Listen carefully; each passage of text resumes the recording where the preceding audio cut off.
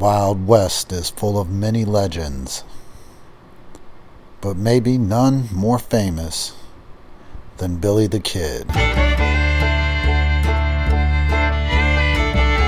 To this day, he's still a legend, and his legend will forever live on. Uncountable movies made about this young man in Hollywood. Comic books, you name it. A cultural and historic icon. Definitely one of the faces the Wild West will never forget. So here we pay tribute to Billy the Kid, Pat Garrett, and everyone else named in this video. Guess it's our own way of helping keep the West alive. Well, hope y'all enjoy the video. See y'all on the other side.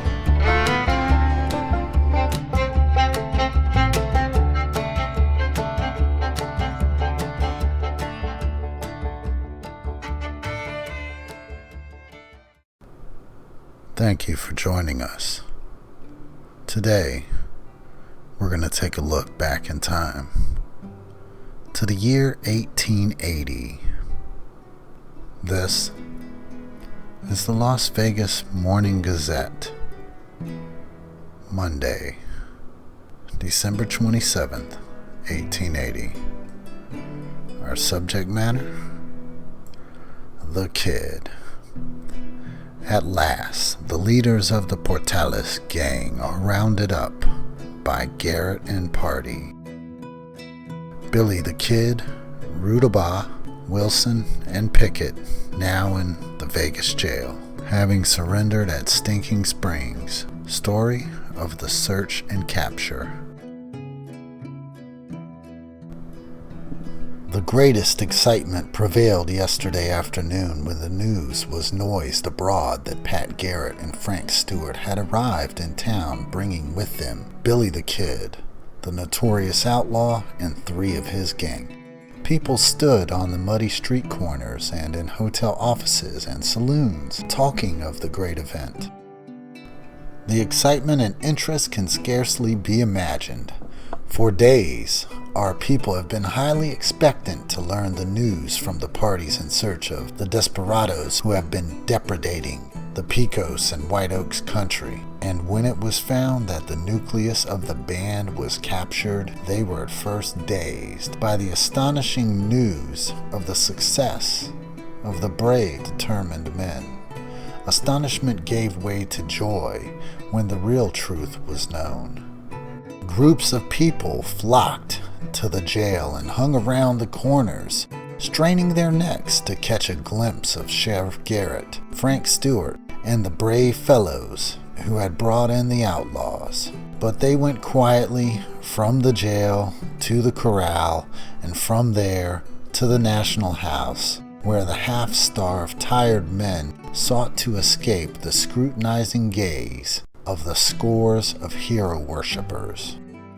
A little after 4 o'clock yesterday afternoon, a 2-mule wagon hauling 4 or 5 men besides the driver, with 3 men on horseback, came at a good gain up the old Santa Fe Trail. They kept on past the plaza and drew up at the jail. The few who were on the streets followed the little cavalcade, but their curiosity was only slightly satisfied, for without any ceremony, the crowd was quickly within the jail. The announcement was made that the party comprised Billy the Kid, captain of the gang that had been making its headquarters in Los Portales, Dave Rudabaugh, his desperate lieutenant who killed Lopez the jailer in this city the 1st of last April, Billy Wilson, the slick young fellow who had been passing counterfeit money, and Tom Pickett, the ex-policeman of Vegas who was reported to have been killed in Sumner 1 week ago. News of their arrival ran like wildfire about the town, and everyone was on the qui-vive for particulars of the capture. A representative of the Gazette sought out Sheriff Garrett and had a short talk with him, but this modest man, who had little to say but is always ready for action, turned him over to Mr. S. Basil, whom he said knew all the particulars. Accompanying Mr. Basil to the residence of Mr. T. W. Garrett, the Gazette man was told the story of this last successful campaign. After the affair at Jim Greathouse's ranch, the details of which were published in the Gazette a few days ago, the kid and his few remaining followers thought it about time they leave the country. They went to the ranch of T.Z. Yerby and hung around there and the ranch of Mr. Basil for some days, making frequent visits to Fort Sumner. While they were rusticating about 15 or 20 miles from here, a Mexican living on Buffalo Arroyo named Laino came into Sumner, while a few of Garrett's party were there. It was thought by some that it would not be wise to allow him to go out again, as it was intended to keep all news of the whereabouts of the party in search of the outlaws from them. A few suggested that he could be detained till after the party set out, but he was finally permitted to go on his way. On the road home near Alamogordo, Loino met Bob Campbell, who was formerly employed by Mr. Basil, and told him that Garrett and 5 men were already at Sumner and that more were expected. Campbell straightway rode off to find the kid's gang, and meeting them on the road, they fell back and secreted themselves. 2 or 3 days later, Garrett's party left Sumner, and Bob Campbell, learning of this, went to Basil's ranch and hired a Mexican boy about 16 years old to take a note to Yerby's ranch, telling the gang that the coast was all clear. The crowd were then making arrangements to leave the country, but were anxious to get supplies, and so they would have to venture into Sumner. Charlie Bowder, who was recently so clamorous for a vindication from the charge of being a desperado that was made against him in the Gazette, had been enticed by the kid to join him. It is thought by many that the latter, who has a facility for making friends with everybody, attracted Charlie to him. And Charlie, knowing there was a U.S. warrant out for his arrest for the murder committed in Lincoln, made arrangements to skip the country with them. On the 19th, Tom O'Florid and Tom Pickett, the kid, and Rudabaugh, and Charlie and Billy Wilson, riding 2 and 2, came into Sumner, just about dark. Garrett and his men had returned, and when the 6 came around the northeast corner of the hospital building, Garrett, who was in advance, ordered them to halt. O'Florid and Pickett were in the front, and the former reached for his 6-shooter, but was not quick enough for Garrett, who fired first, bringing down O'Florid, and the other 5 put spurs to their horses and rode away under cover of heavy fire from the attacking party. It was thought that Pickett was shot, as pools of blood were discovered. But this was a mistake. Only O'Florid had been shot, besides 1 horse. The night was so foggy that the others got away safely. They made Basil's, and Rudabaugh's horse was found to be badly shot through the entrails, and it was a wonder that it did not die on the way. Rudabaugh and one of the others doubled up, and they made it off as fast as they could. Tom O'Florid lived only 2 hours after being shot. Word was brought to Garrett at Sumner that the crowd were hanging around Basil's and Yerby's ranch, and Wednesday night, 16 men, under the command of Garrett, set out for Basil's, 10 miles east of Sumner. They arrived there about midnight, and learned that the kid, Rudabaugh, Wilson, Pickett, and Bowdry had been there during the afternoon, but had ridden away again. About 3 or 4 inches of snow was on the ground, and the moon being out, it was easy to follow their trail. Following it up at about 3 o'clock, they came to an old deserted house at Stinking Springs, 4 miles away near the junction of Canaditas and Alamosa, where they found the men. They divided into several parties, and keeping guard on the house, lay down to wait till daybreak. The house is built of stone with a door and a window on one side. It is situated about 6 or 7 steps from the arroyo on the top of the hill. Just at daybreak, Charlie Beaudry came to the door and stepped out. He had on a hat like what the kid had been wearing, and he was mistaken for him. The kid had repeatedly given out that he would never surrender, even though a 6-shooter were placed to his head, that it wasn't thought worthwhile to give him a chance to surrender. Someone fired. Beaudry staggered, and then bracing himself up for a moment against the doorpost, stepped into the house.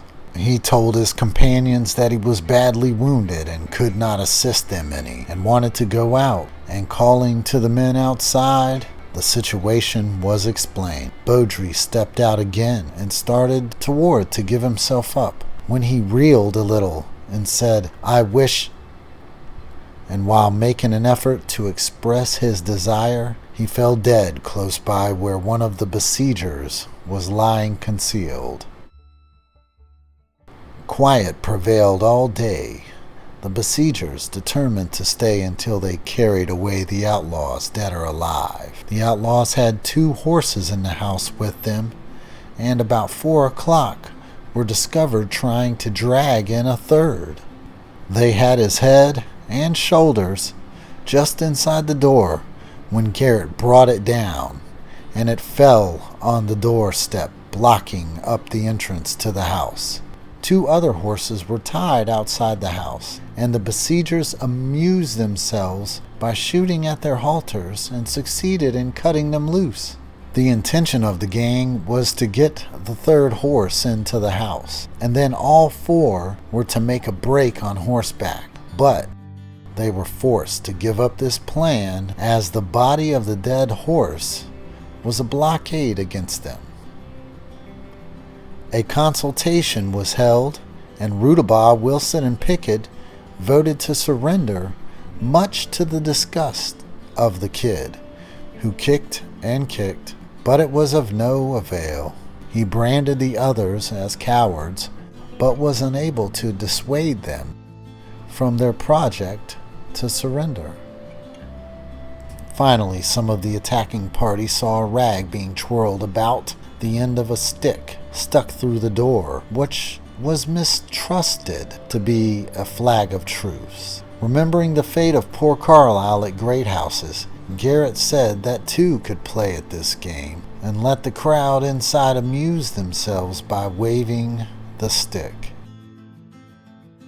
He called out to them to know what they wanted, when Rudabaugh announced that they wanted to surrender.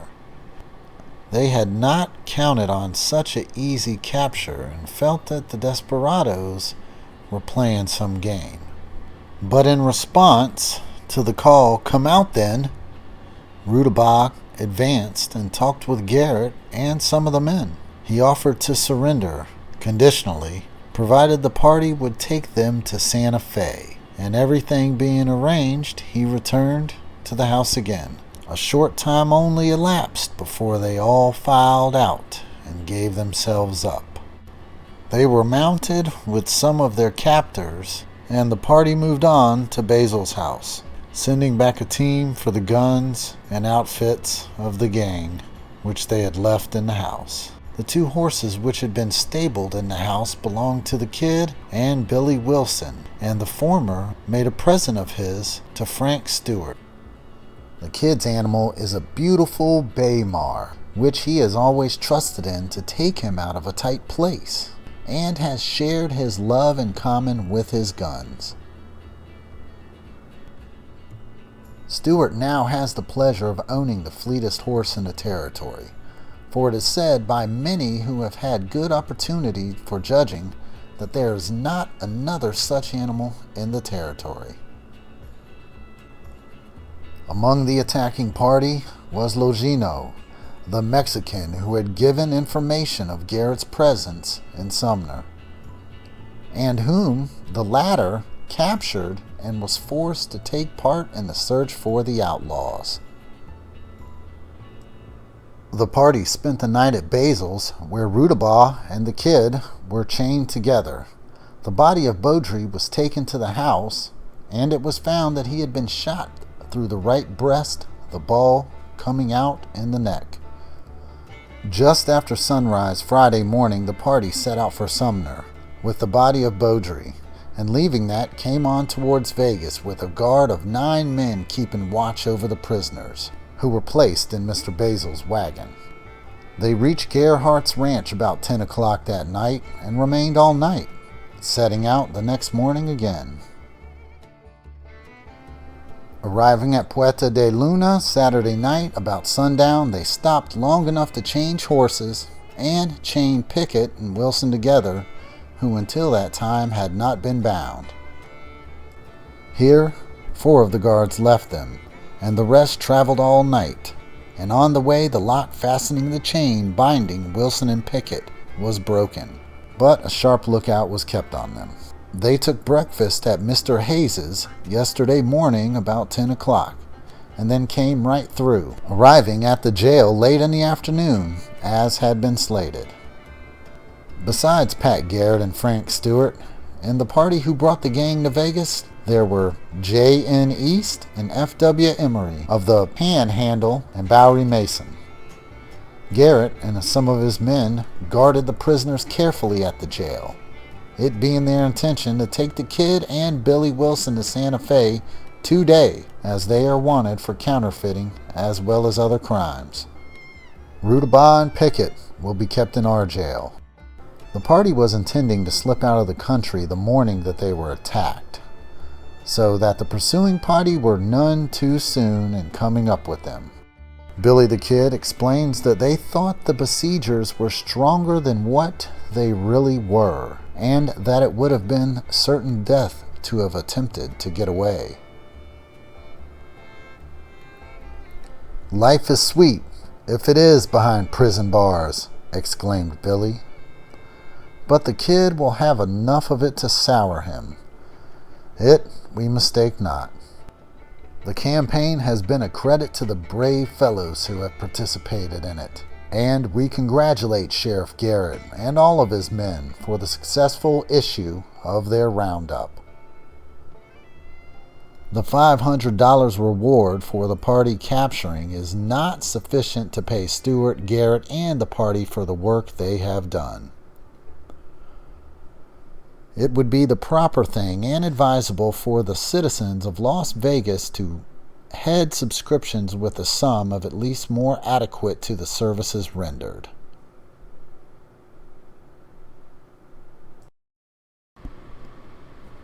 So there we have it. Billy the Kid and his gang behind bars as of right now. 1880, late December, after Christmas. So, looking forward to doing the next one. Oh, and don't forget, at the bottom here, potatoes. $3 per 100 pounds at Bell, Craig and Company. That's right, potatoes. $3 per 100 pounds at Bell, Craig and Company. Don't miss out. Boom, boom, boom.